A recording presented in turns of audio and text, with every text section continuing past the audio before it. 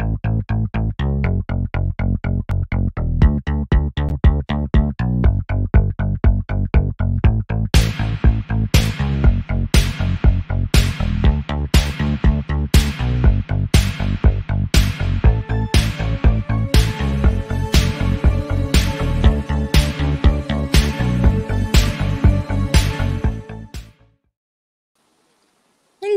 E aí? Tá dando tudo certo? Som? Acho que sim, acho que Vai? sim. Eu tô te ouvindo dessa vez. Caramba, eu também tô te ouvindo. Acho que é só pra comemorar nosso retorno Uau! triunfante. Nossa, É isso, ou é o Wi-Fi alheio que eu tô usando. Vamos esperar que ele continue talvez. assim. Oremos. Talvez. E aí, galera, sejam bem-vindos ao Chá com Breja, nosso cantinho aqui na Nix para falar de entretenimento. E estamos continuando a nossa temporada pós-apocalíptica. Pode E aí, Renan? Tudo certo aí? Bem, Oi, então não é Renan. só pra gente, tá tudo certo. Então tá tudo certo pra mais alguém. Tá tudo certo pra mais alguém. Valeu. E hoje vamos falar de distopias, né? Distopias. Lembrando que na última live falamos, podcast, qualquer outra coisa que você queira O que chamar isso for aqui, que você o que for. Falamos de apocalipse zumbis, Isso. fim do mundo causado por doencinha, né? Pra ficar bem Isso. temático. Estamos focados em desastres por causas humanas, porque é tipo isso, né? O que vivemos, geralmente, há alguns séculos. Sei lá. É isso. É por aí. O drama. E eu sou a Paula Vaz. Eu sou a Isadora Mota. E é isso, amiga. O que E você tá isso, bebendo hoje aí? Qual o seu chá? O meu chá de hoje não tem saquinho, porque era uma infusão de chá verde torrado. Então era só 30 segundos de infusão, senão fica muito forte. Que é de uma marca que eu não faço ideia, né? Como vocês podem ver, o rolê tá em japonês. Justo. E eu comprei ele na Daiso, é muito gostosinho, chá verde bem bom. 30 segundos só na infusão quente para não ficar forte demais, senão dá ruim. E você, como é que tá aí? Eu tô naquela cerveja bem genérica de mercado, né, amiga? Porque uma hora a crise chega para todos nós. Uma hora a casa cai. A pessoa mal tá pagando a contabilidade, não é mesmo? Vai gastar em cerveja. Coffee vai gastar em cerveja especial. Gente, eu só quero que uma marquinha me patrocine. É só isso que eu quero, só isso que eu peço. É verdade, era simples, né? Era tudo muito simples. É só a palavra ser espalhada e tal qual o Telecine não produz aí todos os vídeos, todo o povo do YouTube. É isso, então, é isso. A gente tá aqui bebendo à toa? Claro que não. Não, então, galera, exatamente, para ajudar a gente, você compartilha a palavra com os outros, já deixa aquela curtida, você fala no chat, você comenta aí embaixo, entendeu? Faz a coisa ser bem movimentada. Se você tá ouvindo no Spotify ou qualquer genérico desse de podcast, outro primo, você compartilha, você dá suas avaliações. Você faz o que você tiver que fazer nessa plataforma, que provavelmente você sabe o que quer, não é mesmo? Isso. E depois vai lá no Instagram, curte a fotinha, que sempre tem uma fotinha, depois sempre tem uma frasezinha relacionada. O Instagram tem o mesmo nome. É fácil. Vamos lá. Isso. Pronto, já fizemos todo o jabá que tínhamos que fazer por hoje. Podemos começar. Talvez façamos outro que a gente esquece. Amiga, a coisa da memória não tá funcionando muito nesse rolê. Mas que bom que temos o quê? Roteiro, feito por Dona Isadora Mota. Muito maravilhoso. Muito bom. É isso. Como começamos? Então, distopia, né? Isso aí. Da onde que veio isso aí? Eu acho que pra gente falar de distopia, porque é aquele prefixozinho muito legal para você desfazer alguma coisa, né? Dizer que alguma coisa não é outra. Não é. E vem do quê? Da tal da utopia, né? A gloriosa. A gloriosa. A gloriosa. Como veremos a seguir, não tão gloriosa assim. Não. Primeira vez que rolou o lance da utopia, ainda não com esse nome, mas com a vibe da sociedade ideal, que é o que... Não é o que significa pé da letra. Utopia, como a gente vai ver também mais na frente, vou entrar nesse lance, mas utopia é sobre não lugar, mas flertando com essa ideia de uma sociedade ideal, que só pode ser ideal mesmo, porque no mundo real ela não poderia ocorrer. Ela não poderia. Teoricamente, não é mesmo? Que as pessoas tentam, as e pessoas fazem uma cagada por aí. Quê? Distopia. Badunt.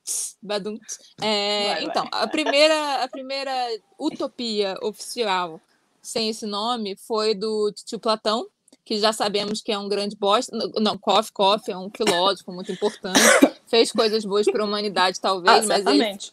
Mas assim, né? A gente sabe que pensava das mulheres, a gente sabe que geralmente pensava... a gente tem que ler o livro todo, a biografia do sujeito, vale a pena. Essa coisa, eu indico ler ali a notinha de rodapé é sempre muito interessante. Sim. E aí, o primeiro projeto utópico, olha só que utopia maneira. É assim, você tem... acho muito legal, olha só. Os filhos não podem ser das famílias que eles nascem, né? As crianças são criadas pelo Estado, que é para ter certeza que elas vão ocupar os lugarzinhos certos dela. Então, assim, vai ter o artesão pré-definidinho, vai ter o artesão, que vai fazer todos os bens materiais necessários, vai ter o guerreiro, que é para manter a ordem, e vai ter o filósofo, que, por acaso, Platão não era filósofo, não é mesmo? O filósofo vai fazer o quê? Controlar tudo. Lei e sociedade, entendeu? Aquela coisa assim, pouco bias. E aí, sabe quem tem que ser banido dessa sociedade? Tem que ser morto, tem que não existir? Os poetas, os artistas, porque eles não seguem a razão. Olha só que legal. Não faz sentido, né? Não faz sentido. É uma coisa assim. Exatamente. Não tem sentido, não faz sentido. Ele lidaria muito mal com Picasso, né? Tipo, os cubistas, coisas assim. Dali. Imagina. Se Platão tivesse que lidar com Dali. Né? Dali, meu Deus, não pode, não pode. Sei que eu tô falando isso. Acho umas esquetes interessantes pra gente fazer aí na vida, promover esses encontros interessantes. Podia ser.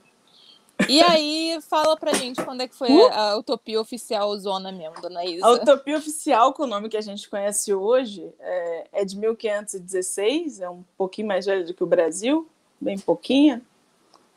Um amado chamado Thomas More, um querido inglês, e que descreve aí sim esse local fictício, praticamente surreal, e aí surreal literalmente do quase irreal, né, de perfeição funcional. A gente entende que a utopia é o melhor dos reinos, é um pleno funcionamento de sociedade, mas não à toa a gente usa a palavra utópica desse jeito, é utópico. Como é que a gente chega lá? Não. É meio que não dá. Né? É um padrão de perfeição tão grande que ele não... Ele é inalcançável. É isso, ele é acima de tudo inalcançável. Mas, de qualquer forma, ele fica ali como uma referência, uma vontade, né? Uma vontade de ser. Então, se você tem um lugar, se você vive numa sociedade que tem corrupção, que tem injustiça, que tem acúmulo, a utopia ela é pensada de uma forma que quebre isso, né? Esse lugar perfeito, esse lugar utópico, não vai ter nada disso. Acho que é o que meio que a gente está fazendo aqui hoje, é pensar a custo de quê? Ou de quem? Às vezes dos dois, né?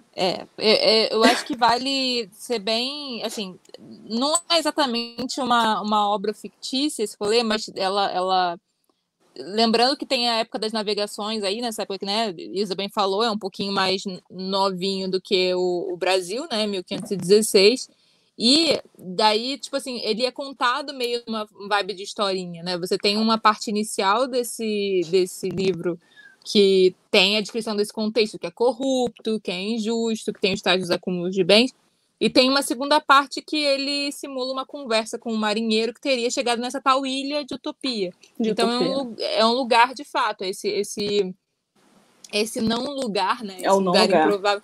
Mas, e aí é muito interessante que seja uma ilha, né? Porque ilhas a gente bem sabe, a la Lost, que são os lugares assim. Até mesmo lá, a ilha do Zack Snyder, foi uma referência mais simples. Sim, né? sim. Embora eu nunca goste de falar em Zack Snyder, eu sempre acho que esse nome atrai coisas ruins, entendeu? Eu não sou chegada. Zack Snyder não, qual é o nome daquele homem, gente? Não é esse não, sabe quem é? É o cara de... Vem, meu pai, o cara de Transformers, qual é o nome? Você quer que eu saiba o nome de alguém? Michael Bay! Tá, show. Eu vou acreditar, deve ser. Eu não lembro o nome de ninguém, Isadora. Gente, é um filme que tem Scarlett Johansson, a Ian McGregor. Vê aí. É isso aí. Vê aí. Quadro Google. Mas eu acho muito interessante a gente já mostrar que essa utopia era utopia. O que era essa utopia, né? Para essa sociedade ser harmoniosa e não ter toda a corrupção e não ser injusta, meio que tudo tinha que ser compartilhado de uma forma muito obrigatória, assim, tipo, todo mundo tinha que fazer tudo, não tem espaço para o ócio, todos são vigiados para serem produtivos o tempo todo. A escravidão é permitida, não é mesmo? Então, assim... Faz parte da base da superação. É bom pensar, eu peguei um trechinho do conto, tem uma cena do conto da Aya, da primeira temporada, que ela tá lá, eu acho que ela tá jogando com o comandante dela lá, e o tal do Fred babaca. E aí ele meio que fala que é o lugar ideal lá, o lugar onde eles estão, aí ela dá a entender que, bem, não. E aí ele fala, o lugar ideal nunca é o ideal para todos, ou algo derivado disso. Eu não anotei exatamente a frase, mas é um rolê desse gênero, e eu acho que é muita discussão que a gente vai ter aqui, porque se a gente for reparar, até pela história de como as distopias apareceram, que é o que a gente vai chegar logo em breve, elas sempre partem de uma ideia de uma utopia para um determinado grupo, né? E eu acho que tem super a ver com o momento histórico que a gente está hoje, aqui no Brasil, não é? O que está tentando ser feito tem a ver com isso. Tem um grupo que pensa que a utopia é uma coisa muito específica e que é uma distopia para outras pessoas, não é mesmo? Sim, a gente tem um ser eleito democraticamente que acredita que governa para uma maioria. E só isso, né? Eu não sei onde é que as outras pessoas estão na cabecinha dele. Vocês querem saber também, não. E é assim que começam todas as distopias, não é mesmo? Desculpa, não dá para ser de outro jeito. Então, esse vira um best-seller, a utopia do Thomas, Titio Thomas. E aí... Não dá para dizer assim, que a parte bacana da utopia, ela é bacana. Não é isso, né? Vamos fazer a crítica como toda. A parte bacana dela, né, da sociedade da harmonia, de uma certa da liberdade de escolha, do pensamento em relação ao coletivo, né? Falando assim, é muito bacana, né? A gente reclama muito disso, a gente está muito autocentrado, né? Vamos pensar num todo. Falando assim, tudo é muito legal. Mas o próprio tio Thomas achou que fazia sentido adicionar ali na base de quem? Ou do quê? Né? O próprio exercício dele, eu acredito, isso já é dele. Já é um exercício dele de, mas a gente consegue isso a partir disso aqui, tá? Tá bem claro. Não foi escondido, descobrir um outro livro 6 séculos depois, onde isso estava escrito. Tá bem claro ali. Então, a gente tem que ter a capacidade de olhar nas entrelinhas e ler bem quando o sujeito não botou nem na entrelinha, né? Botou no meio do parágrafo. Então, é claro que a utopia é um marco político, né? Um marco social. O livro do cara é um marco filosófico ocidental, né? Dá vontade de viver na tal da utopia, mas vamos lembrar do parágrafo da merda toda que vem também, que o nego esquece. Enfim, aquelas. Tá, então, beleza. Vale lembrar, assim, se a gente está falando de ficção, que a utopia sempre tem uma relação geográfica. Esse lance do não lugar geralmente é uma ilha, geralmente é alguma coisa aí, sei lá, um planeta, é um rolê, é um lugar utópico, né? E por que eu tô falando isso? Porque as distopias, como a gente vai ver, eles são sempre uma projeção em relação ao futuro ou ao passado, se as pessoas viajam no tempo, né, Titi Otávia Butler. Mas tem essa dinâmica de... O deslocamento é no tempo. As pessoas refletem sobre a sociedade delas, geralmente botando no próprio país a coisa, só que em algum momento... geralmente no futuro, né? Que assim, como tudo cagou. Assim, como a coisa deu errado. Como é que desandou? Como é que não deu? Antes da gente entrar nas distopias mesmo, a gente tem um cara que é um dos pais da ficção científica, né, o titio A.G. Wells, que cria um negócio, se não me engano, o nome do livro é Utopia Moderna mesmo. Deixa eu ver só se eu não caguei aqui na pesquisa. Eu acho que é isso. O pontapé inicial das distopias modernas. Porque na verdade ele ele achou que ele estava fazendo uma utopia mesmo. É um romance no qual ele está falando de uma utopia. Eu acho que para ele era uma utopia. É isso, para quem? É o bom e velho, quem considera. Talvez a minha utopia e a sua sejam diferentes. Eu acho que eu não tenho nenhuma, mas eu tenho uma distopia bonita. Eu acho assim, pra galera... lugar. Sim, total. Eu certamente tenho um belo cenário distópico para te dar. Não. eu vou dar começar a dar umas características dessa utopia dele, para ver se não para quem curte ficção científica e já leu alguns clássicos, se isso não lembra alguma coisa. Tem controle de natalidade, você tem uma estrutura social dividida em castas bem demarcadas.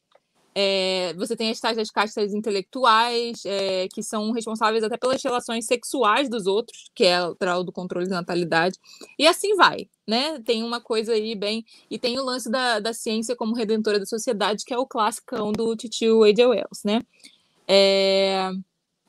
Falando isso tudo, porque a gente vai ver que isso volta a aparecer com um tom bastante crítico lá na frente, e tem bastante a ver com coisas que a gente viu na nossa sociedade de fato, né? Não é para... Tem aí o titio... Eu tô chamando todo mundo de tio, eu faço isso, né? Mas que tá...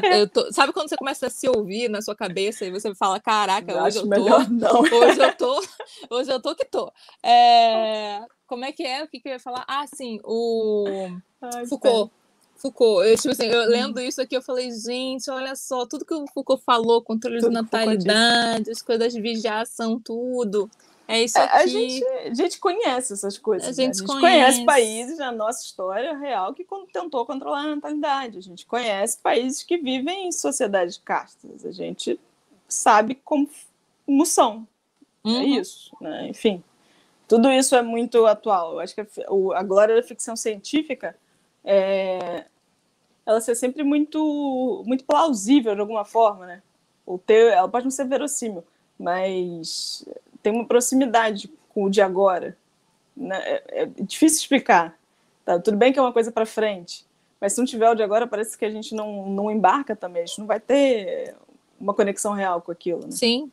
É muito... É aquilo assim que você tem medo de dar ruim e dar ruim, né? Eu fico lembrando muito dos apocalipses zumbis lá que a gente falou, que eram tipo... É uma alegoria para uma ansiedade, mas assim, essa aqui é mais literal, né? Porque os zumbis são uma metáfora zona, né? Claro. Muito interessantes, muito gostosas de ver, quanto mais gore, melhor. Mas assim, Mas para chegar naquilo, realmente. Mas para chegar naquilo. E tem uma vibe meio acidental, né? Tem uma vibe meio. Tem uma coisa de. Ih, caramba! Tem uma coisa de caramba. Tem uma coisa de caramba. Aqui é bem. Tem uma coisa de evitável. Intencional. Né? Eu acho que a distopia tem uma coisa de. Se tivesse feito X, não Y, talvez o resultado fosse outro. Ou, literalmente, era só não ter feito isso. E o resultado seria outro. Mesmo a questão de exagero de coisas ou junção de coisas de lugares diferentes, né? Às vezes faz a gente prestar atenção em coisas que parecem não ser tão importantes, né? Se você coloca ali junto do balaio, você fala, putz, isso aqui talvez leve a isso aqui, né? Opa, acho que... Mas tá bom, vamos voltar aí para a história das distopias, que senão a gente vai, né, amiga? Falei. Fica a tal da filosofia de bar. Não é à toa que esse podcast tem esse nome. É de fato uma filosofia de bar. É uma filosofia de bar. Bem, tá. Então... Todo mundo acha que as primeiras distopias foram Admirável Mundo Novo, 1984, essa é a galera canonicona, mas teve um russo, que na época acho que nem era a Rússia, né? 1922 já era a União Soviética. Já tinham tirado dos Romanovs. Tá. Eles já eram, era? 1917, acho que sim. Acho que já era. Eu acho que, inclusive, isso faz mais sentido pro que o cara criou, né? Porque ele... Eu acho também. Diz lá a minha pesquisa que o cara foi inspirado no Wells, nessa utopia, mas assim, olhando com os olhos de quem vive numa distopia em acontecimento. Ele vivia, né? Numa distopia. E no Entre Guerras, né? Eu então, acho que não é à toa, né, que tem um nascimento da distopia nessa época. Se tem um nascimento da utopia na era elizabetana, né, em termos de descobrindo um mundo novo, de descobrindo povos novos, imagina, né, quem sabe lá naquele pedacinho de terra, não é tudo perfeito. Imagina quem está vivendo uma guerra gigante que nada mais é do que a Primeira e a Segunda Guerra. Dá para entender a distopia disso aí, com certeza. Total. Então, o nomezinho desse livro é Nós, e é de um cara que eu vou tentar não... Não, gente, eu vou assassinar o nome do cara, porque é isso aí. Yevgeny Zamyatin. Zamyating. Mas botando Nós, Distopia, 1922, cara russo, você vai encontrar. Russinho. Então, Russinho. Um dos russinhos. O que tínhamos nesse Russinho, Isadora? O que tinha lá no Nós? Pode ser, né, pensado como a primeira distopia moderna, e vale lembrar do período onde esse sujeito estava, né, 1922, e aí ele vem com umas características que a gente vai ver juntas ou separadas com uma certa recorrência, né, na distopia, que é a opressão do indivíduo, né, um sistema totalitarista, opressor, a perda da individualidade, né? Aquele pensamento coletivo, que lembra quando pensado na utopia era uma coisa para o bem de todos, será por todos, né? E nesse caso é o coletivo para melhor controlar, acho que não tem outra explicação senão isso. Uma alienação fortíssima, que essa a gente vai ver sempre, né? Que são essas pessoas que estão na manada, modelo zumbi, simplesmente, caminhando, ou pior até, interagindo, mas abstraída dos outros, acho que pode ser pior. E existe essa lógica do sujeito não ser um ser, né? De ser um número, dele ser mais facilmente controlável quando ele perde, de fato, sua individualidade. Isso a gente vai ver pra caramba, né? Quando eu acho que é um cenário que a gente sempre vê nesses filmes teens. Pronto, nesses filmes teens tem a beça, tira a cor da roupa de todo mundo, pronto, agora a gente controla. Só porque não tem um cara de vermelho, você está me dizendo que é mais fácil de controlar? Enfim. Talvez seja, tô falando, mas pode ser. Mas eu acho que quanto mais sensação de grupo mesmo, de que você não pode destoar, porque se você destoa... Eu acho que sim, quanto mais padrão, né? Enfim, entenda como quiser, quanto mais padrão as coisas são, mais difícil fica para alguém quebrar o padrão. Porque destoar é perigoso, é complicado, né? É muito claro que é isso que é. A opressão do indivíduo, inclusive pela arquitetura, a gente vê isso. Poxa, a gente vê isso, na verdade, desde Metrópole, né? Aquelas pessoas engolidas pelas suas cidades. E acho que, acima de tudo, o tom pessimista, né? Como é que a gente está, né? Aquele tom do tá-se numa merda, não se lembra muito bem como é que chegou, também não tem ninguém fazendo muita força para sair disso, se tentar não vai dar certo, sempre tem alguém para falar essa frase. E são coisas que a gente vai ver para sempre, né? Juntas ou não juntas, com uma alegoria diferente ou outra, mas não dá para negar que se foi isso que ele botou, tava... É isso. Ele tava mais do que correto. E acho que daí em diante a gente conhece os outros, né? Que todo mundo conhece. Né? Todo mundo referencia 1984, Admirável que é baratinho. O Fahrenheit também, comprar. Que é... Isso. O Fahrenheit é americano, né? Os outros dois são ingleses, mas eu acho que o Fahrenheit é um dos primeirozinhos americanos acho a fazer distopia. Né? Não sei se ele é antes, eu acho que Admirável e Stillwater foram antes, mas tô sem datas, amiga. Daqui a pouco a gente faz um Google. Sei não. Mas tô vendo aqui o que a gente já falou nesse roteiro, porque eu acho que a gente já falou umas coisas. Eu acho que a gente pode ir direto para essa parte das características mesmo, né? Que a gente começa a falar ali no Nós, mas basicamente você tem né, autoritarismo, tecnologia como forma de controle, condições sociais, econômicas, ambientais degradadas, que é justamente o bom disso, o bom. Mas quando você tem essas situações fodidas, é muito mais fácil você controlar uma população dizendo que é o que é necessário, né? Você tem o tal do tribalismo rolando ali, a sobrevivência, e assim, é nós versus aquela situação arriscada que temos, então vamos aí com a gente, que é isso que a gente tem que fazer para sobreviver. Muito mais fácil você controlar os outros assim, né? Com certeza. Então... Aí, desespero, privação, desigualdade, individualidade igual a ruim, estupidez coletiva. Mas é que alienação, né? Eu acho que é complicado a gente chamar as pessoas de estúpidas, que chega uma hora que a gente percebe que literalmente as pessoas não estão olhando para o lado porque estão tão habituadas a não olhar, né? Que não olham. E aí, eu acho que eu não acrescentei isso aqui no seu roteiro, não sei se tem algum lugar eu esqueci, mas eu acho bom aproveitar que a gente está falando de alienação, que tem um personagem muito típico, né, nessas histórias de distopia, que é o cara que acorda da alienação, né? O mito da caverna, né? Alguém olha. É o mito da caverna, alguém olha. Muitas vezes tem uma mina que é a desgraça da vida do cara, parece uma mina na vida dele, aí ele acorda e aí ele se fode no final porque ele acordou, porque assim, é sempre assim, né? A distopia vence e massacra o cara no final. A distopia vence, é difícil a distopia sempre vence. Assim, as teenagers não, né? Porque temos que ser otimistas no final das contas. A gente fala sobre isso, mas a gente vai falar. Mas assim, enquanto dá. O original, o raiz, né? O raiz é que assim, o sistema é mais forte, né? Você não vai conseguir. É mais forte. É isso, você não vai conseguir vencer o sistema. Eu acho interessante, a gente vai entrar da Aya mais pra frente, mas tanto a Aya, eu não sei se veio alguma outra distopia nessa pegada feminista antes da Aya, mas vieram várias depois. Tem uma pegada um pouco diferente, que é geralmente não é alguém alienada acordando, né? É alguém que tá se fudendo, tá percebendo muito claramente que tá se fudendo.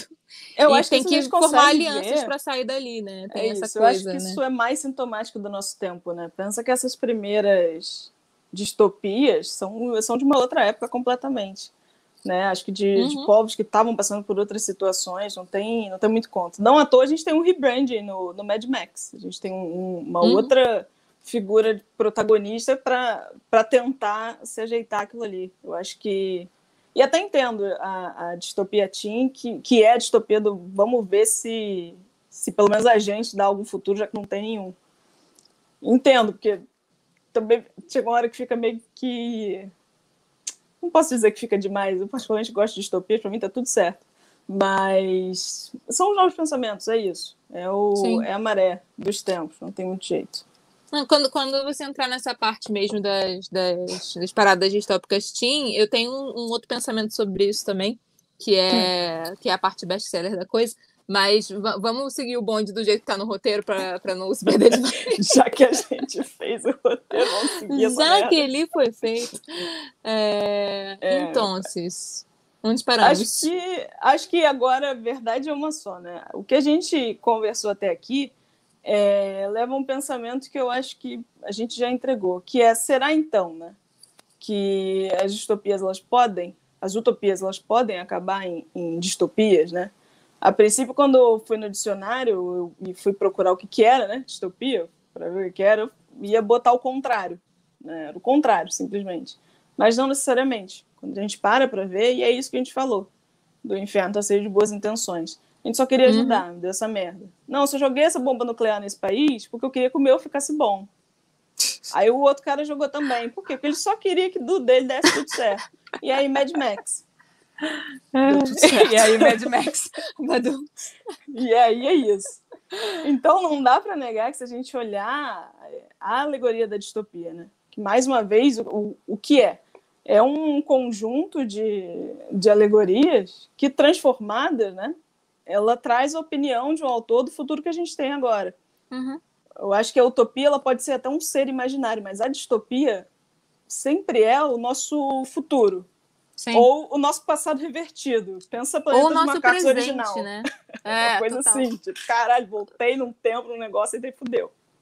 Né? A utopia, se ela é imaginária, a distopia é quase uma coisa premonitória, né? É uma coisa de alerta, eu acho que é mais isso. De certa forma. Eu fico pensando assim, o conto da Aya, que é uma coxa de retalhos de coisa que acontecem agora, né? Agora. Não é tipo... Atualíssimo.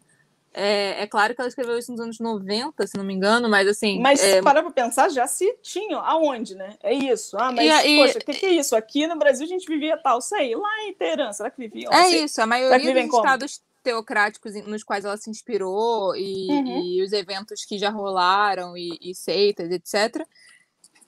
Estão aí, né? Então aí tem coisas similares aí. E lembro até agora de quando começou a pandemia, a galera de página feminista no Instagram desesperada, porque toda vez que você tem uma situação de estado, uma situação que possa levar a um estado de sítio e que você possa levar a um tipo de controle, você está acabando com... Tá morrendo um monte de gente logo na natalidade, vamos pensar sobre isso. Assim, quem tem ovários fica assim, não é mesmo? Vamos combinar aqui. A história mostra, isso são dados históricos, são fatos ocorridos, não é ficção científica, isso não é piração, pirotecnia. A gente sabe muito bem que por várias vezes já teve essa decisão de Estado de controlar o corpo que detém o poder do modo de produção. É só isso. É simples assim. Então dá para ficar apavorada. Parece loucura, a gente está inventando. Não, gente, só lê um pouquinho. Bota no Google. Isso já aconteceu antes de algumas formas. Né? O conhecimento que a gente tem agora nos possibilita prestar bastante atenção. Ficar com um cagacinho maior, não é mesmo? É aquela coisa assim. Cabinha alerta. Sinalzinho, bandeirinha vermelha. Não é birutice de Meg Atwood, não. Tá escrito. A gente já viu. Não viu é porque não leu direito. Aquela, né? Revoltada. Amiga, acho até que a gente tá pouco pro nosso normal. É que a gente tá voltando devagarzinho, devagarzinho. Exatamente. A galera ainda não apareceu por aqui, entendeu? Tudo bem. O povo tá manso, mas tudo bem. Não, mas tenho certeza que tá ouvindo depois, entendeu? Eu tô tranquila com isso, porque é isso aí.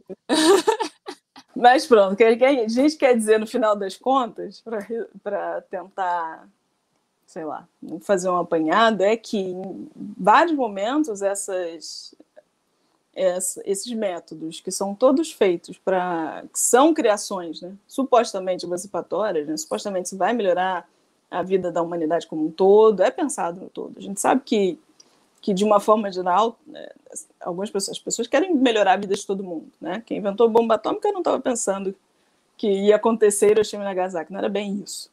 Mas que tudo isso pode se tornar instrumento de dominação depois. Eu sei que você reclama das propagandas do Instagram. Pergunta ao Facebook por que isso acontece. Depois pergunta para o Google. Tudo isso é muito bacana. Mas a gente sabe que são coisas que fazem parte, pequenas empresas se beneficiam com isso, por aí vai. Mas sabe-se lá o que pode se tornar. A gente também é difícil viver nessa bolha em que tudo é uma teoria da conspiração, né?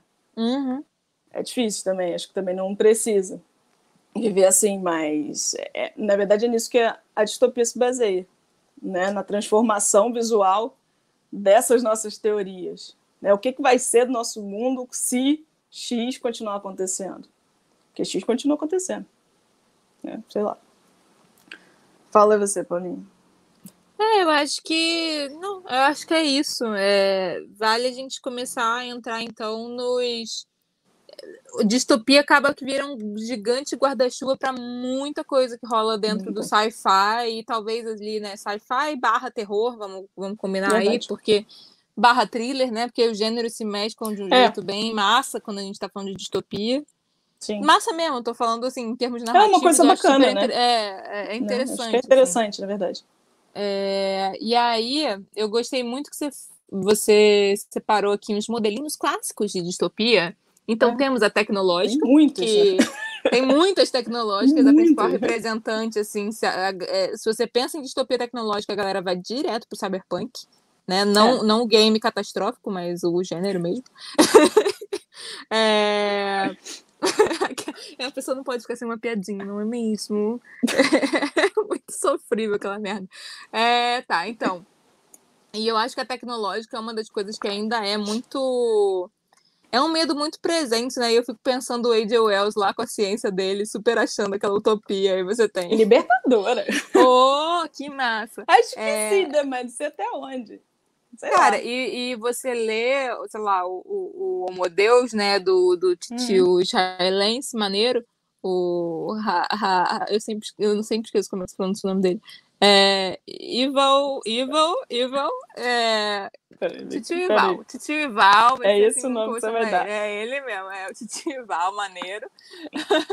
O Homo Deus é basicamente uma grande distopia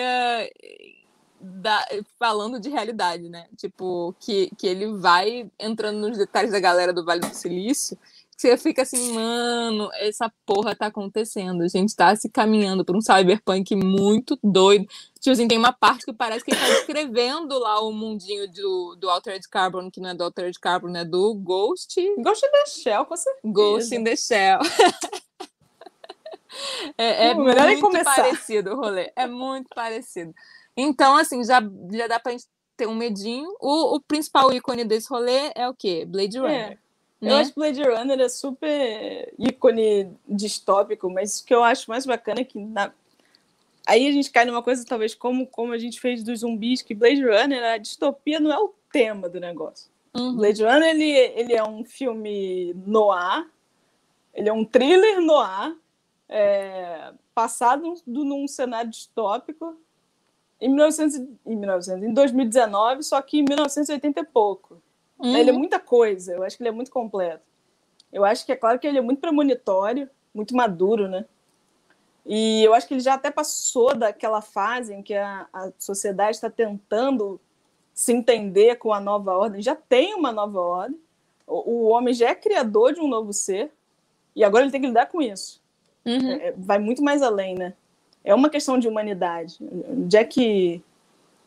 talvez, não sei se de passagem de humanidade. Eu acho que Blade Runner é um filme muito difícil, de alguma forma, de explicar. Que é um filme, para mim é um filme sobre... não sei se é sobre a perda ou sobre o ganho de humanidade. O que é, afinal, né?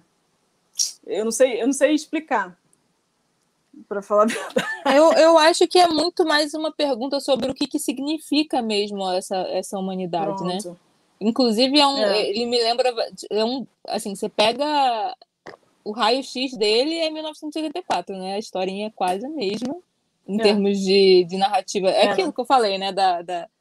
Do carinha que é acordado por uma mulher, e que no caso é um ciborgue, a gente só muda isso. Nossa, e aí tenta mudar o mundo.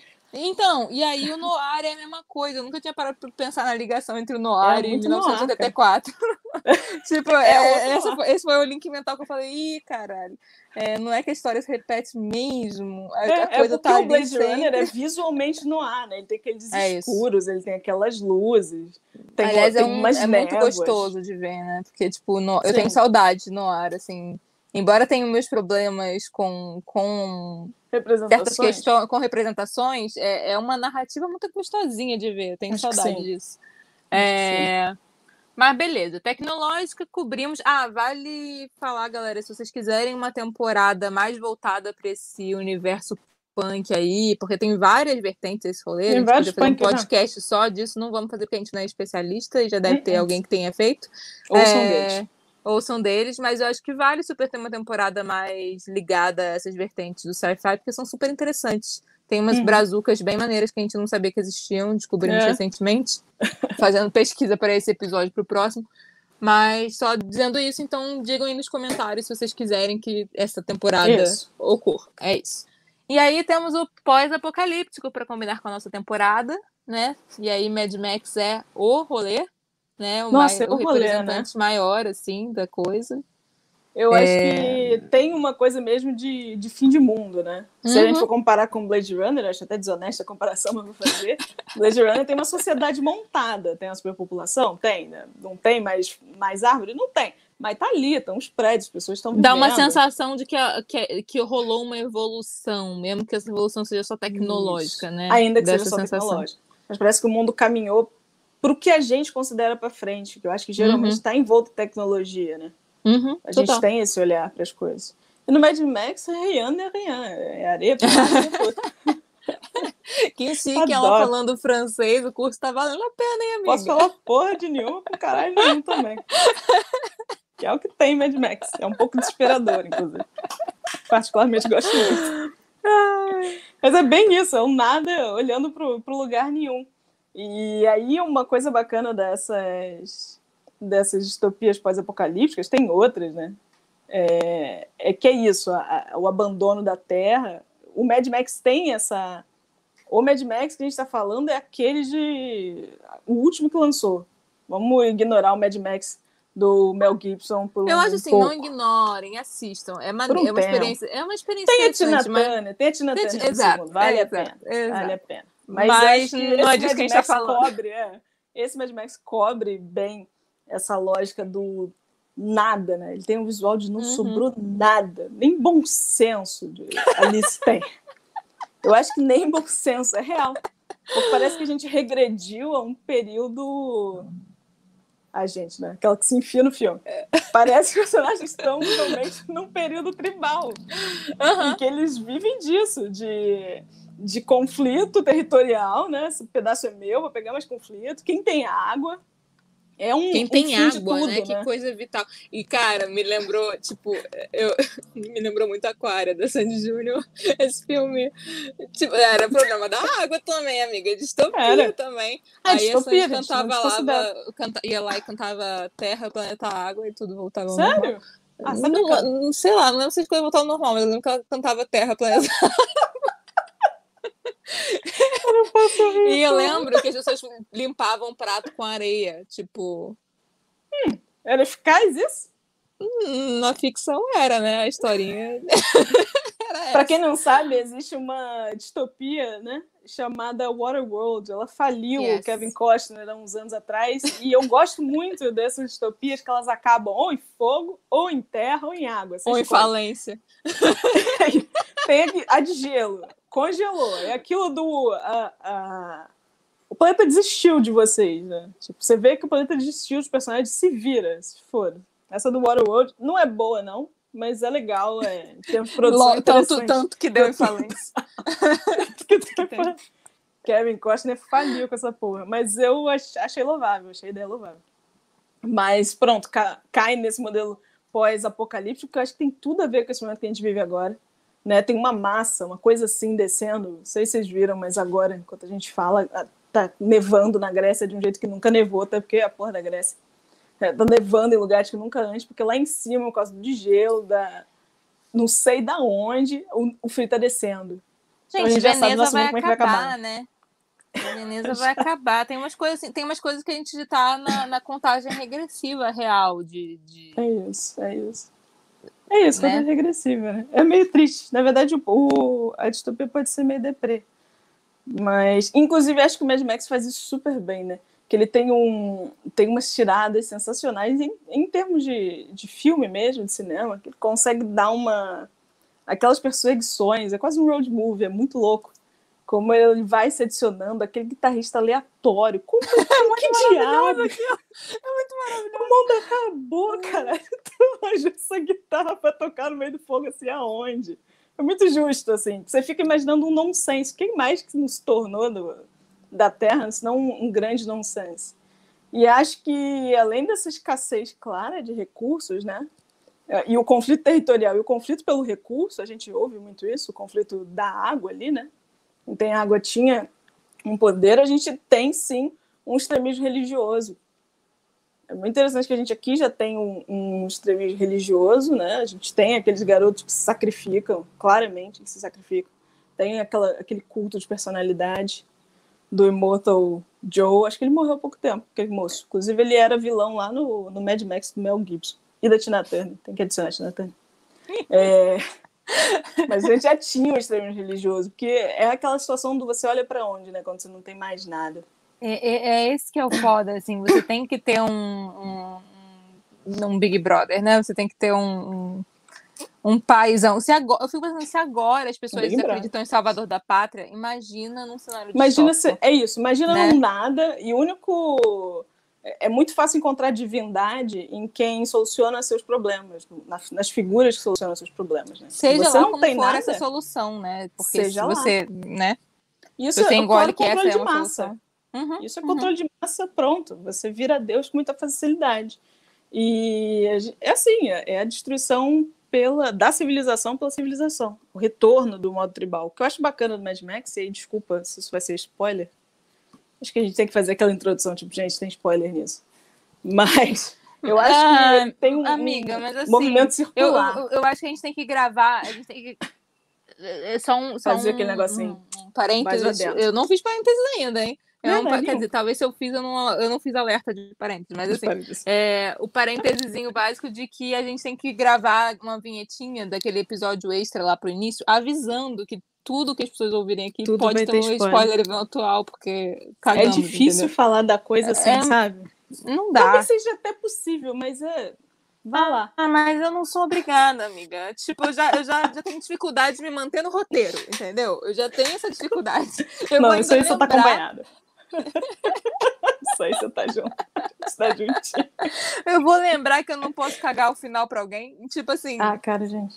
Foi mal, entendeu? Enfim, o bacana é a experiência. Mas eu acho que o Mad Max, esse em especial, tem eu acho que o Expresso da Manhã tem também. E aí eu tô viajando aqui, tá? Eu viajo muito, pra quem não entendeu até agora. Eu acho que tem uma situação cíclica muito interessante, porque claramente tinha um mundo antes, uma espécie de utopia, que levou a uma distopia, e a Furiosa volta, e ela é um símbolo claro de tudo vai dar certo. Tudo o quê? Tudo o quê que vai dar certo? Ela vai fazer nascer árvore, vai brotar maçã, sabe? É muito interessante, parece... aquilo, né? Para esse final do filme voltar daqui a uns anos e ele ser uma nova distopia, custa pouco. Tão interessante e tão real que o próximo filme é baseado na Furiosa jovem. O futuro disso não é possível. Né? A gente até quer, e eu acho que desses filmes que a gente selecionou aqui, o Mad Max é o que termina com uma alegoria de vitória, de vai dar certo, né? Tirando os times que são um caso à parte, vamos lá. Isso, são outro caso. Mas esse que a gente está aqui é um que no final dele, ele termina grandioso no sentido de, poxa, esse modelo de civilização parece que vai melhorar agora que finalmente, né? Termina com o povo vibrando. Agora a gente vai abrir água. Não abre, gente. Tem pouca água, não sai jogando água para todo mundo assim. Não é por acaso que isso aconteceu. Entendeu? Tem algumas coisas tinham lógica, mas eu sempre é um filme que quando eu termino de ver eu fico pensando, episódio 2, fudeu, né? Fudeu. Que bom que não é uma série, não é mesmo? É isso, não. Aliás, te falar, eu acho que vale até a gente... Não, isso não dá um episódio, mas assim, eu super especulo sobre o final de Handmaid's Tale, porque assim, o livro acaba em suspenso, né? Tipo, o livro é praticamente a primeira temporada. Tem um porquê disso, né? Porque como é que você sai dessa merda? Como é que você série, mano, como é que essa merda vai acabar? Entendeu? Porque, tipo... É isso. Ainda mais feito pelos americanos, que são todos, assim, achando que eles conseguem final feliz em tudo. Eu fico meio preocupada do que como é que vai ser isso, Como se passa na Gloriosa América, talvez a gente tenha o caso da Gloriosa Americana, né? A gente fala sempre aqui do tropo do glorioso americano que soluciona tudo. Né? Enfim, pode ser que a gente tenha o caso da Gloriosa Americana que resolva tudo. E aí, mas aí é viajar mesmo. Faço ideia do que vai acontecer. Até porque não assisto. Não dou conta de assistir Handmaid's Tale. Li, bacana, gostei, mas pra mim tá bom. Mas muito bem. Depois da pós-apocalíptica, a gente pulou. Temos a corporativa. A corporativa a gente conhece muito bem, porque a gente vive nela. A gente vive nela, né, Facebook? A gente vive daqui pra pior. Não dá pra ter daqui pra melhor. Porque é uma situação em que a única chance de ser daqui para melhor, e aí quem viu o Dilema das Redes entende, né? Onde os próprios criadores dessas lógicas falaram: a gente tem que parar, a gente não consegue parar. É o meio de sustento de algumas pessoas agora. Como assim, né? Você vai mandar pequenas empresas abandonarem o Instagram? Estão loucos. O jeito que a pessoa tem de vender. Que loucura, sabe? Não é assim que funciona. Mas pensando na corporativa... Em uma corporativa, a gente separou o Elysium, que não é necessariamente o melhor filme da sua vida, mas é um filme que tem muito claro. Não é o melhor filme da vida de ninguém. É um exemplo clássico de um filme com uma narrativa bosta, mas uma ótima construção de mundo, né? Tipo... Que bela construção de mundo. Que bela construção de mundo. Daria um ótimo game, sabe? Tipo assim, poxa, daria... É isso, você pode pegar aquela construção de mundo e fazer qualquer coisa com aquilo, mas assim... Aquele filme, né? Ai, gente. O filme em si ele não é especial, mas as propostas que ele apresenta são bastante interessantes. Né? O Elysium, para quem não sabe, eu não lembro quem dirigiu, mas vamos lá. Tem o Matt Damon, tem o Wagner Moura. Tem o Wagner Moura, que é o mais importante. Tem um bando brasileiro. Tem a Alice Braga, tipo um bando brasileiro 2. Ai, gente, Alice Braga. Não, deixa pra lá. Diego Luna, que é quase brasileiro. Daquela tia. Não, né? Daquela tia. Que maravilha.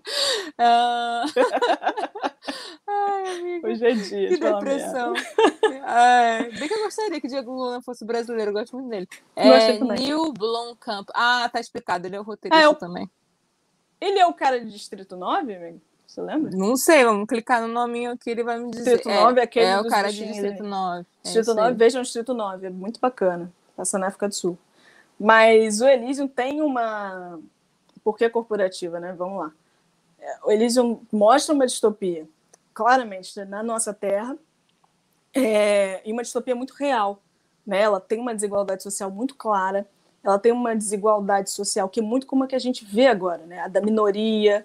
É um filme que ele é muito falado, tem muitos momentos em espanhol. É muito interessante como ele parece uma coisa de fronteira, né? Parece uma coisa do governo Trump, aquele filme, apesar dele já ter um tempinho. Né? Aqueles latinos se degladiando, tentando sobreviver. E tem uma colônia, de fato, fora da Terra, porque a Terra já está tão inabitável que só os merda ficaram. E quem tinha, né, algum poder seguiu essa empresa, claro, né, que detinha uma super tecnologia, né, fez aquele rolê da Arca de Noé, separou os ricos bacanas, quem podia pagar foi, para esse Elysium, que de fato é uma obra-prima visual, um negócio incrível, né, arredondado, sei lá. Se tiver um dia isso, eu quero estar lá. Não é nenhuma nave, que nem o Wall-E, que os humanos estão numa nave, não, uma parada assim. Nada contra o Wall-E, tá? O Wall-E lindo. Vejam o Wall-E. Aliás, é uma boa narrativa, não é mesmo? Uma boa narrativa, excelente. Distopia talvez melhor do que Elysium. Em termos de filme, eu acho que o Wall-E dá de 10 em cima. Mas em termos de visual, né? Você consegue... Existe um contraste surreal com a desigualdade, com a pobreza que eles mostram e com a riqueza, né? Que é esse alcance de riqueza. Então a gente tem de novo aquela superpopulação na parte pobre. Claramente você vê qual é o tipo de pessoa que é pobre. Né? Esse visual moderno da colônia, a gente imagina, a gente vê em ficção científica, mas o que é a pobreza, eles foram gravar nas favelas mexicanas, eles foram para as áreas mais pobres possíveis e elas são reais. É isso, não precisou de computação gráfica para fazer aquilo, a gente já tem, né? E inclusive o diretor tem uma entrevista dele falando que ele tem esses brasileiros, esses latinos todos no elenco, porque ele quis trazer atores que entendessem o que é a exclusão social de uma outra forma, né?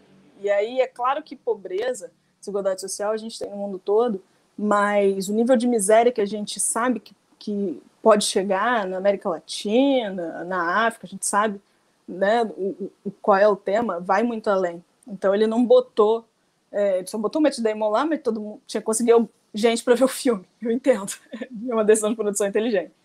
Mas ele tem pessoas, tem vários atores latinos que a gente reconhece rápido, tem isso da língua de dialeto latino sendo falado. E é muito forte, porque, para mim, aquelas cenas daquelas favelas, elas são muito reais. Uhum. Eu não acredito que se tem um computador ou outro, né? Se teve uma duplicação de imagem ali. Inclusive, é uma parada que eu acho que esse subgênero, né, não é nem subgênero, é subgênero, eu não sei como classificar isso, mas dessas distopias corporativas, você pega o Expresso da Manhã também, que tem muitas. É uma pira que você consegue entender por que o capitalismo é uma merda. É claro que nem todo mundo consegue assistir isso, fica puto com o filme, mas não consegue perceber, né? Tem gente que tem essa dificuldade cognitiva. Mas, assim, porque você precisa... Mostra muito como uma coisa se retroalimenta, né? Como é que você tem aquela... Pois é. Aquela ultra ostentação e você só consegue ter aquilo se você tem o outro. Não é possível, né?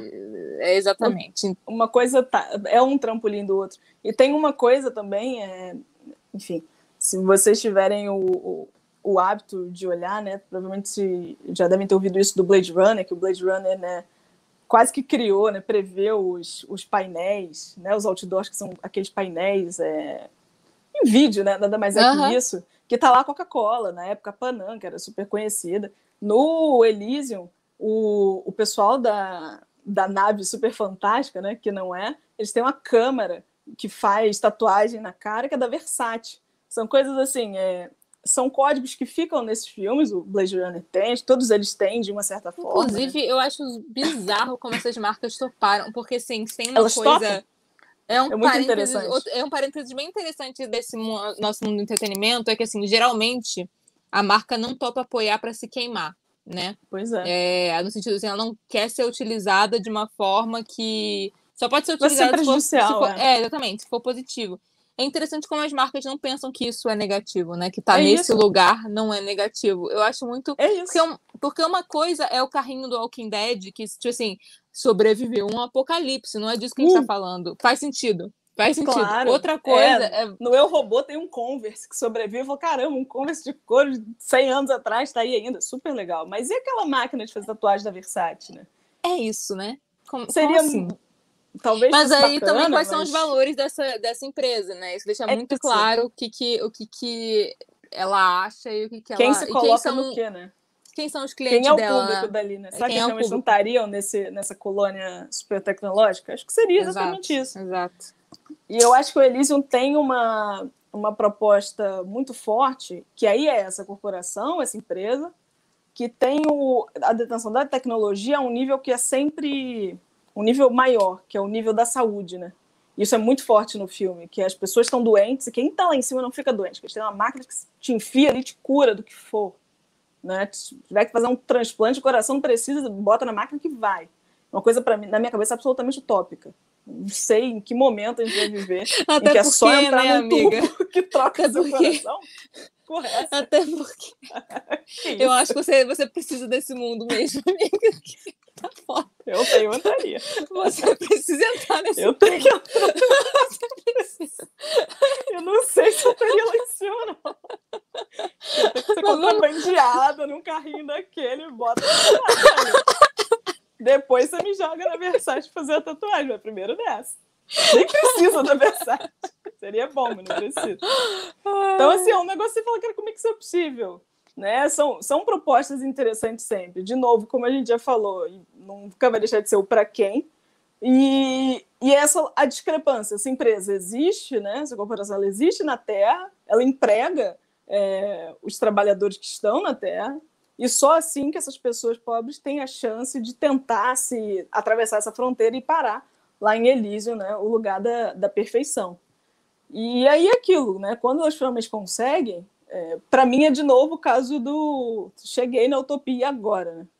Você acha, quando eles finalmente conseguem fazer descer, você acha então que esses remédios vão render para a superpopulação inteira? Enfim, não sei também se esse exercício, em termos de narrativa, né, em termos de roteiro, é saudável, né? São poucos os filmes, ou poucas as produtoras, talvez, que queiram deixar você sair do cinema chateado. É bacana sair do filme. A menina, a filha da Alice Braga conseguiu ser curada. Caramba, tudo valeu a pena. Tudo valeu a pena. Agora valeu a pena. Caraca. Agora deu. Nossa, tadinha da criança. Não, tadinha da criança, amigo. Entende? Vai virar outra distopia em breve. Mas é isso. Para mim existe uma coisa de o rabo da cobra. Da utopia está sempre gerando uma distopia, que alguém está sempre procurando uma utopia, que para virar uma distopia basta estar vivo. É isso. Não vejo outro fim para isso. Até queria, mas... A gente tem aí esse segmento próximo ao feminista, né? Que a gente tem aí o principal ícone, o Handmaids, mas tem uma galera que veio depois dela, tem o Poder, tem Vox, tem uma galera que veio depois, seguindo o exemplinho de tia Atwood. E tem um cara, amiga, a gente esqueceu de botar, mas a tia Octavia, ela segue a beirada entre uma distopia feminista e uma distopia que pega o racismo e vamos falar sobre isso, galera, não é mesmo? Ela trabalha bastante isso, né? E eu acho que ela não é a única. Então, assim, eu senti agora, lembrando dela, por causa do feminista, lembrei desse aspecto, porque eu acho que, assim, tudo que a gente tem opressão no mundo real, a gente tem algumas distopias que levam para isso, né? Então, tanto em termos de classe, quanto em termos de raça, quanto em termos de gênero, estamos aqui para se fuder, né? Então, isso. Fudido. Isso é fudido. Então, é isso aí. É pensar assim, você pensa nos subgêneros das distopias. São fácil muitos, de chegar. Na verdade é São isso. Muitos. A gente se digitar, mas a gente achou que valia a pena, né? Isso da civilização pela civilização, né? Claro que se você for procurar, você vai achar várias outras distopias causadas por bichinhos, encontro de planetas, o que for. Também são ótimas, para vontade. Mas existe uma proximidade muito, sei lá, existe uma proximidade muito insana de tudo isso. Por mais surreal que pareçam, né? Em termos visuais, em termos de narrativa, quando a gente para olhar direitinho, vale a gente lembrar daquela vozinha que falou, distopia nada mais são do que alertas, né? Uhum. Para, olha, que para chegar... E é um lance, assim, pensando em como é que foi 2020, né? Foi um ano que a gente falou muito sobre o fim do mundo, né? Tanto em termos de doença, quanto em termos da Amazônia tá queimando, o povo lembrou que tem o tal do aquecimento global, não é mesmo? E... Não, mas Ursos porque polares assim, estão morrendo? Cadê as abelhas? É isso, mas eu acho que a gente dá atenção para essas paradas de vez em quando, a gente lembrado desse rolê do tipo, possibilidade de fim de mundo, e a gente esquece. Não é que a gente esquece, mas eu acho que não há tanta preocupação séria, tipo, séria mesmo, da galera ficar chocado com as possibilidades de para onde a gente está indo em termos de mundo, sabe? Eu tenho muito medo de ser uma parada assim, só acordar quando tá na primavera árabe, entendeu? Tipo, sacou? Porque eu acho que é uma não coisa piscar que de me olho preocupa. mesmo, né? É isso. De repente foi. É o tal do sapinho na água quente, né? Então, é esse rolê. Vamos ver, tem mais alguma coisa para falarmos aqui antes da saideira? Temos. Temos o Steam e temos o Vende Tão Bem. Por que vende tão bem distopias, Adora? Vende tão bem, né? Eu acho que a gente falou algumas, às vezes a coisa fica meio redundante também. Claro que a gente quer falar de todos dos nossos filmes que a gente ama, mas vá lá. Dá para fazer um vídeo separado disso, não sei. Sem promessa, tá? Só sugerir. Não prometo nada para ninguém. Tá tão difícil fazer vídeos que não sejam live, gente. Mas a gente vai fazer. Eu fiz várias promessas e tô me arrependendo de todas elas. Ano passado eu fui a garota das promessas. Mas eu não vou prometer, mas vou dizer que talvez, quem sabe, um dia seria legal. Vocês acham que seria legal? Então, comentem aquela que pede engajamento, mas não dá nada em troca. Por favor.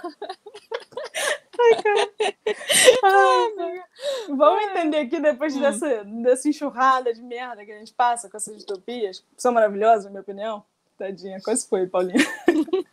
Mas se isso tudo é tão ruim, e se a gente consegue ver muito claramente, né? É difícil sentar no cinema e falar, vejo o cara do seu lado e falar, vejo isso sempre. Se a gente sabe que essa porcaria é tão grande, por que a gente fica sentado assistindo isso, né? Por que vende? Por que vende tão bem? Por que fim do mundo? Por que a distopia o que acontece, né? E a realidade é essa, é a conexão. É muito claro, né? A distopia, ela retrata um futuro distante. Alguns futuros distantes, porque Blade Runner a gente já ultrapassou. Estamos em 2021, Blade Runner é 2019. 1984, né, amiga? Tipo, ele achou mesmo. Sim, vai lá. Ele achou algumas coisas a gente já foi. Ghost in the Shell, que a gente comentou aqui, a animação japonesa, é 2029, tá chegando. Então, assim, o futuro distante não está mais tão distante. Vamos lembrar de novo lá do início dessa conversa, em que as primeiras distopias eram num determinado momento, pensando no contexto de guerra, no contexto de União Soviética nascendo. Já se passou muito tempo além disso, né? A gente está chegando cada vez mais próximo. E a realidade é que não está melhorando. A gente não está igual aos Jetsons ainda. E nem vai picar. Mas em compensação, tem coisas muito similares em termos distópicos, assim, só que elas parecem muito micro, né? É isso. Mas na nossa relação com as máquinas mesmo, assim, né? A nossa dependência das máquinas, a nossa... acabaram de vazar os dados da galera, todo mundo em pânico, né? Então, assim, é isso. Né? A gente já vive num cenário, a gente consegue se identificar com esse cenário caótico, né? A gente consegue se identificar com esses personagens que tentam romper. A gente adora a Furiosa. Né? É claro que a gente não quer que isso aconteça, que a gente quer o melhor sempre, vamos lembrar. Boa intenção a gente tem. a gente não senta só lá para ver o destruction porn, não é só para ficar vendo o prédio caindo e o deserto se estendendo. Não. A gente senta porque a gente também sente a ânsia do, nossa, vamos melhorar isso, vamos ver no que vai dar. E é isso, quando eu falo da enxurrada de merda, que a gente está vendo a merda, estamos sentados consumindo a merda visual, e aí? Pipoqueiro, caralho, eu vou estar acabando com merda. Tomara que o Matt Damon faça alguma coisa. E você ali comendo tua pipoca no cinema. Fazendo o quê? Caralho nenhum. Da tua vida. E por aí vai. Então, assim, não tem... A distopia, como a gente vê, ela está muito próxima da sociedade atual. O Handmaid's Tale é uma série pesadíssima, é um livro pesadíssimo. E por mais louco que aquilo pareça, por mais ficção, já não é tão ficção assim para algumas mulheres. Talvez não seja para você, não seja para mim. Mas são realidades que a gente encontra. Né? Aquela favela do Elise é fato. Né? Eu tenho certeza que a equipe de arte teve uma série de trabalhos, né? Mas a produção de locação já encontrou um modelo ideal. Então a gente senta e consome. Consome a nossa realidade, talvez por se imaginar na figura daquele cara que está fazendo alguma coisa, né? Aquele cara, daquela garota. Mas o que está se fazendo? E quando a gente olha para os anos 2010, e aí falando das distopias teens, existe nessa década uma falta de perspectiva da juventude. Nossa, 2020 eu sei que está muito próximo. 2020 a gente passou um ano em que foi, né? Teve gente que tinha emprego, tudo bem, sei lá, tinha funcionário público, teve gente que não sei, mas teve gente que o emprego foi embora e acabou. Cadê a perspectiva? Né? Quais são as perspectivas de sair, de ir para a rua? Por isso, inclusive, que essa nossa temporada existe nesse momento, né? Porque ela fica muito real, fica muito mais próxima dessa ficção que a gente leu, que a gente viu. A gente convive, existe um colapso do planeta. Né? A menina Greta está lá gritando, o que vocês estão fazendo com o meu planeta? É uma Katniss, aquela garota, quase. Eu não li essas coisas, eu já era grande, porque, assim, mas enfim. A Katniss, amiga, eu era grande, eu li, né? Você era grande? E, claro. Eu não, mas aí, contexto, tá? Pra quem a última coisa teen que eu li foi Crepúsculo, que eu li todos, eu acho. Aliás... e antes disso, foi Harry Potter. Eu não tive adolescência. Quero muito teorizar na nossa temporada de adolescente, que não aconteceu agora, foi transmitida. Foi passado, transmitida. A pessoa tá com doença tanto na cabeça que foi passada para julho, galera. A temporada tinha que ser agora. Para quem acompanha nossas redes sociais, @chacumbreja, que eu tenho uma sensação, assim, que, tipo, a coisa teen sobrenatural rolou muito numa época em que você tinha muitas perspectivas, então você tinha que ultrapassar, sabe? Você tinha que... Não sei, tudo isso é achismo, tá? Não tem teoria nenhuma. Estamos aqui para isso. Aí você tem esse rolê das distopias teen a partir de 2010, que você realmente tem um mundo fudido em termos de perspectiva pra galera jovem. Sim. E agora a gente tá entrando numa época de teen relacionado a crime, saca? Não sei se você saca, porque você não assiste. Eu não acompanho muito, né? Mas você pensa Elite, Riverdale, tudo que é coisa com teen, tem algum crime, tem assassinato. Crime, né? Tudo isso tem. Assim, é uma pira meio que eu tô tentando entender se eu tenho uma teoria mesmo relacionada a isso, mas eu achei interessante. Eu não tinha parado pra pensar nisso ainda, mas quando você escreveu esse rolê aí, da falta de perspectiva, me fez muito sentido de, tipo... Deu uma evoluída a coisa, né? Porque você sempre precisa dar sobreviver não tem que fazer o quê pra viver pra sobreviver nesse mundo como ele é agora, talvez, uma coisa assim. E também para onde vai a projeção, né, um pouco, né, daquela... E tem uma coisa muito, que é isso que eu falei que eu ia trazer para agora, que você tem sempre nas coisas teen uma coisa de amorzinho, Romeu e Julieta, sabe? Aquela coisa, amor proibido, que as pessoas esquecem que Romeu e Julieta é pra, assim, olha como... Não, veja pessoas veja pessoas idiotas e não siga o exemplo. Era isso que Shakespeare tava falando, galera. Não era do tipo, vamos romantizar esse rolê que é muito legal. Não era isso. Shakespeare é palhaço pra caramba também. Era melhor que ele tivesse escrito lá embaixo as coisas direito. Palhaço, cacete. Shakespeare, Freud, tudo palhaço. Não, mas eu queria dizer isso. Tá, escreve direito, então. Que saco. Detesto Romeu e Julieta, vocês não têm ideia. Mas isso porque distopias são lugares ótimos, quando a gente fala do rolê das castas, que são, né, do gênero, para esse lance do amor proibido e para esse lance de, sei lá, ter triângulos amorosos fudidos e você ter todos. É uma coisa de fuga, né? De tentar ser diferente. Não tem uma Divergente? Divergente, como é que é o nome? Começa Divergente, depois tem os entes aí que são as sequências, eu não sei como é que é, porque esse aí, esse aí eu não tive fôlego para acompanhar, eu parei nos Jogos Vorazes e foi isso aí, amiga, não pude mais, eu entendo que a distopia tem, entendo não, acho que é de fato isso, né, uma questão de se a gente tem, não dá para dizer as outras, é tudo um bloco, né? Mas existe esse protagonismo do jovem, né? De ser uma leva mais jovem, mais fresca naquilo, que não tem... que talvez não tenha, né? São pessoas que nunca estariam... A gente olha para essas distopias, o Decker, no Blade Runner, ele já era um policial, já era uma pessoa firme na sociedade, e a Furiosa já era a Furiosa, não era qualquer moça que passou, né?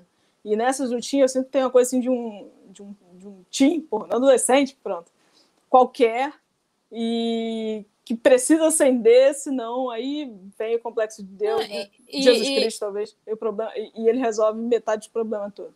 E é mais fácil você jogar o rolê a pessoa que cresceu nesse mundo do jeito que ele é, entendeu? Não chegou a ver a outra sociedade. Então, é uma sensação de ruptura com uma coisa que sempre foi assim. Então, dá mais a sensação de revolução, sempre acaba bem no final e vai se fuder, e é isso aí. Foram muitas, né? São muitas distopias. Até porque deu best-seller, né, amiga? No momento que alguma coisa dá best-seller... vamos você há de convir que quem mais tem tempo e mesada para ir ao cinema é essa galera, juntos amigos, enfim. É isso. O que mais? Temos mais alguma coisa antes da saideira? Eu acho que é isso. A gente tem esse fascínio, são produções geralmente gigantescas, né? A gente gosta dessas produções super hollywoodianas, imensas, grandes explosões, correria. Vou te falar que eu não gosto, eu odeio essa parte. Eu acho que é por isso que a Marvel e a gente não deu um clique, entendeu? Você não deu clique, né, amiga? Não, é porque isso é o tempo inteiro, sabe? Eu chego uma hora que eu vou dizer, gente, o que eu tô vendo? É muito. Chega uma hora que você tem que pensar se você realmente quer estar ali. Mas fica difícil, você tá cercado de todos os lados, tem que ser forte. Mas é isso, eu só acho que o importante é perguntar o seguinte, já que a gente está sentado aqui, vocês estão ouvindo sobre distopia, a gente falando sobre elas, enaltecendo aqui o trabalho desses profissionais fantásticos, fizeram, escreveram, trabalharam, além de a gente sentar e consumir distopia, e a gente saber que a merda vai acontecer, a pergunta é, quantos filmes em que as coisas melhoram ou que as pessoas estão se esforçando num cenário melhor para as coisas continuarem dando certo, você viu, né? Cadê essa produção? E aí isso já é a intro do nosso próximo episódio. E se as coisas derem certo? A gente tem tanta certeza que vai dar uma merda, provavelmente que a gente tá sentado comendo pipoca vendo filme. Que é uma merda falar isso, porque eu adoro ficar sentado comendo pipoca vendo filme, exatamente nessa hora. Tem que ter pipoca, senão eu fico nervosa. Não é por nada, não. Qualquer filme, não é isso. Pode ser filme sul-coreano, filme iraniano, não, americano, eu gosto de comer pipoca. O que está se fazendo, né? E essa é a pergunta que adianta nosso próximo episódio, que é... E se der certo? E se der certo? Certeza que aliás, eu acho que eu vou dar esse título, amiga, porque eu não sei resumir todas as coisas que a gente vai juntar nessa maçaroca que é o próximo episódio de outra forma. Vai ser assim, o título vai ser E se der certo? Pontinho de interrogação. Porque que vai dar errado a gente tem certeza, a gente está vendo, a gente está aqui. A gente está aqui, tá vendo. Mas será? E se der certo? Show. Então, a gente pergunta. Beleza, vamos pra saideira? Partiu. Deixa eu sair aqui, que é muito tempo sem usar esse aplicativo. Peraí.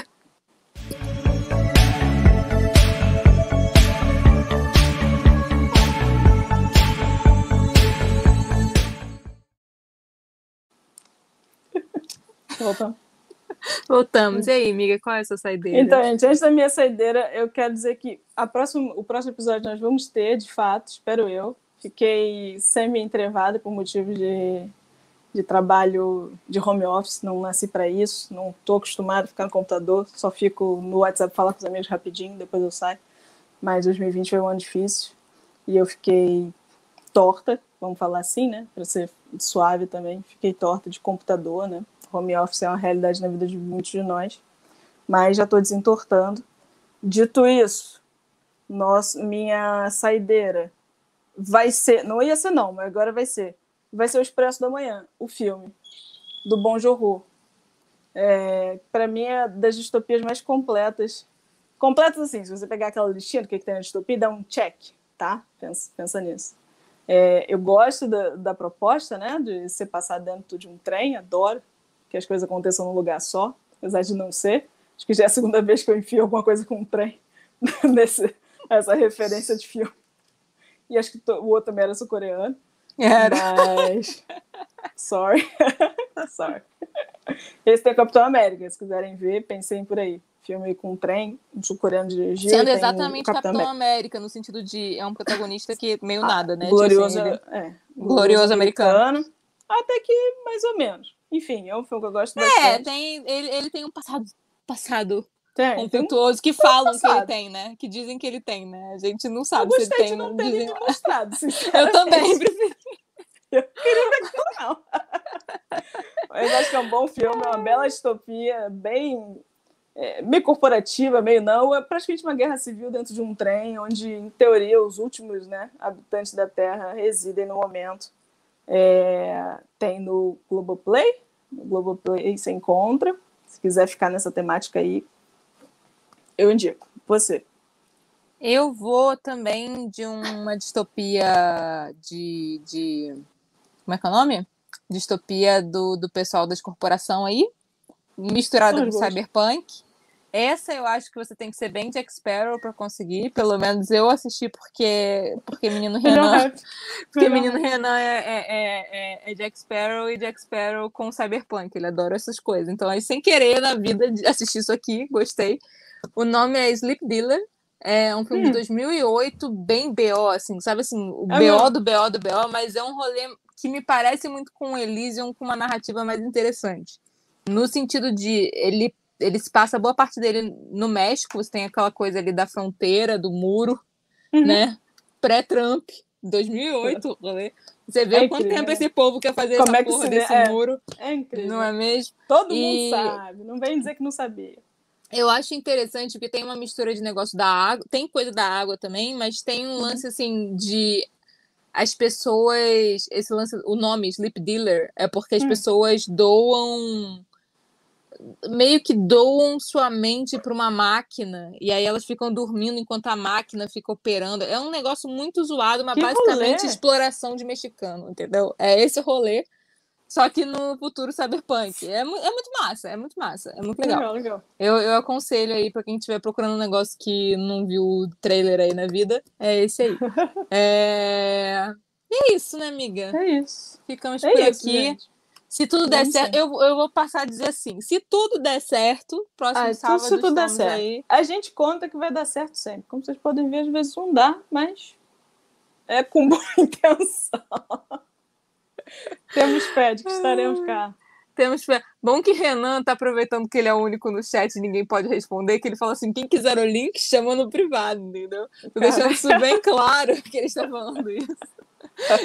Se aproveitando que é a terra de ninguém. Terra de ninguém, Renan. Literalmente. Vamos lá. Vamos terminar esse rolê. Beijo, amiga. Até a próxima. Beijo, tchau.